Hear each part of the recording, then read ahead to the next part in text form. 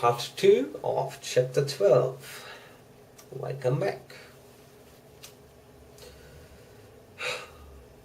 What's the matter with me, anyhow? The voice came from the sofa across the room, and its tones brought relief and joy to my heart, for they were those of Quincy Morris. Van Helsing started angrily at the first sound, but his face softened, and a glad look came into his eyes as I cried out, "Quincy Morris!" and rushed towards him with outstretched hands. "What brought you here?" I cried as our hands met. "I guess art is the cause?" He handed me a telegram. "Have not heard from Seward for 3 days, and am terribly anxious. Cannot leave. Father still in same condition. Send me word how Lucy is. Do not delay. Harmwood." I think I came just in the nick of time. You know, you only have to tell me what to do. Van Helsing strode forward and took his hand, looking him straight in the eyes, as he said, "A brave man's blood is the best thing on this earth when a woman is in trouble. You are a man, and no mistake. Well, the devil may work against us for all he's worth, but God sends us men when we want them. Once again we went through that ghastly operation. I have not the heart to go through with the details. Lucy had got a terrible shock, and it told on her more than before, for though plenty of blood went into her veins, her body did not respond to the treatment as well as on the other occasions. Her struggle back into life was something frightful to see and hear. However, the action of both heart and lungs improved, and Van Helsing made a subcutaneous injection of morphia as before, and with good effect. Her faint became a profound slumber. The professor watched whilst I went downstairs with Quincy Morris and sent one of the maids to pay off one of the cabmen who were waiting. I left Quincy lying down after having a glass of wine, and told the cook to get ready a good breakfast. And then a thought struck me, and I went back to the room where Lucy now was. When I came softly in, I found Van Helsing with a sheet or two of notepaper in his hand. He had evidently read it, and was thinking it over as he said, with his hand to his brow. There was a look of grim satisfaction in his face, as of one who has had a doubt solved. He handed me the paper, saying only, "It dropped from Lucy's breast when we carried her to the bath." When I had read it, I stood looking at the professor, and after a pause asked him, "In God's name, what does it all mean? Was she, or is she, mad? Or what sort of horrible danger is it?" I was so bewildered that I did not know what to say more. Van Helsing put out his hand and took the paper, saying, "Do not trouble about it now. Forget it for the present. You shall know and understand it all in good time. But it will be later. And now what is that you came to me to say?" This brought me back to fact, and I was all myself again. "I came to speak about the certificate of death. If we do not act properly and wisely, there may be an inquest, and the paper would have to be produced. I'm in hopes that we need have no inquest, for if we had, it would surely kill poor Lucy, if nothing else did. I know, and you know, and the other doctor who attended her knows, that Mrs. Westenra had disease of the heart, and we can certify that she died of it. Let us fill up the certificate at once, and I shall take it myself to the registrar, and go on to the undertaker."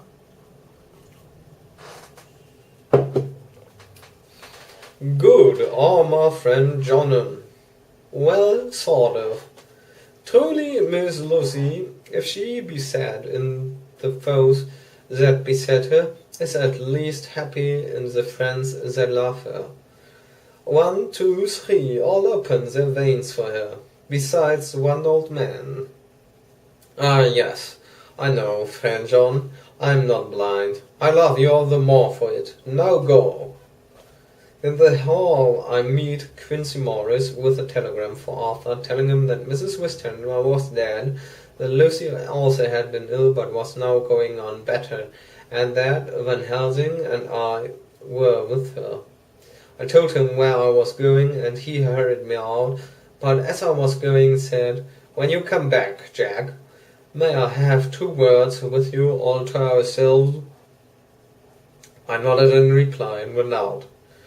I found no difficulty about the registration, and arranged with the local undertaker to come up in the evening to measure for the coffin and to make arrangements. When I got back, Quincy was waiting for me. I told him I would see him as soon as I knew about Lucy, and went up to her room. She was still sleeping, and the professor seemingly had not moved from his seat at her side. From his putting his finger to his lips, I gathered that he expected her to wake before long, and was afraid of forestalling nature. So I went down to Quincy and took him into the breakfast room, where the blinds were not drawn down, and which was a little more cheerful, or rather cheerless, than the other rooms. Rather less cheerless. When we were alone, he said to me, "Jack Seward, I don't want to shove myself in anywhere where I've no right to be, but this is no ordinary case. You know I loved that girl and wanted to marry her, but although that's all past and gone, I can't help feeling anxious about her all the same. What is it that's wrong with her? The Dutchman, and a fine old fellow he is, I can see that, said that time you two came into the room that you must have another transfusion of blood, and that both you and he were exhausted. Now I know well that you medical men speak in camera, and that a man must not expect to know what they consult about in private. But this is no common matter, and whatever it is, I have done my part. Is not that so?" "That's so," I said, and he went on. "I take it that both you and Van Helsing had done already what I did today. Is not that so?" "That's so." "And I guess Art was in it too. When I saw him 4 days ago down at his own place, he looked queer. I have not seen anything pulled down so quick since I was on the pampas and had a mare that I was fond of go to grass all in a night. One of those big bats that they call vampires had got at her in the night, and what with his gorge and the vein left open, there wasn't enough blood in her to let her stand up, and I had to put a bullet through her as she lay. Jack, if you may tell me without betraying confidence, Arthur was the first, is not that so?" As he spoke, the poor fellow looked terribly anxious. He was in a torture of suspense regarding the woman he loved, and his utter ignorance of the terrible mystery which seemed to surround her intensified his pain. His very heart was bleeding, and it took all the manhood of him, and there was a royal lot of it too, to keep him from breaking down. I paused before answering, for I felt that I must not betray anything which the professor wished kept a secret, but already he knew so much and guessed so much that there could be no reason for not answering. So I answered in the same phrase, "That's so." "And how long has this been going on?" "About 10 days. 10 days! Then I guess, Jack Seward, that the poor pretty creature that we all love has had put into her veins within that time the blood of 4 strong men alive, her whole body wouldn't hold it." Then, coming close to me, he spoke in a fierce half-whisper. "What took it out?" I shook my head. "That," I said, It's the crux. Van Helsing is simply frantic about it, and I'm at my wits' end. I can't even hazard a guess. There has been a series of little circumstances which have thrown out all our calculations as to Lucy being probably watched. But these shall not occur again. Here we stay until all be well or ill. Quincy held out his hand. "Count me in," he said. "You and the Dutchman will tell me what to do, and I will do it." When she woke late in the afternoon, Lucy's first movement was to feel in her breast, and to my surprise, produced the paper which Van Helsing had given me to read. The careful professor had replaced it where it had come from, lest on waking she should be alarmed. Her eye then lit on Van Helsing and on me too, and gladdened. Then she looked round the room, and seeing where she was, shuddered. She gave a loud cry and put her poor thin hands before her pale face. We both understood what that meant, that she had realized to the full her mother's death. So we tried what we could to comfort her. Doubtless sympathy eased her somewhat, but she was very low in thought and spirit, and wept silently and weakly for a long time. We told her that either or both of us would now remain with her all the time, and that seemed to comfort her. Toward dusk she fell into a doze. Here a very odd thing occurred. While still asleep, she took the paper from her breast and tore it in two. Van Helsing stepped over and took the pieces from her.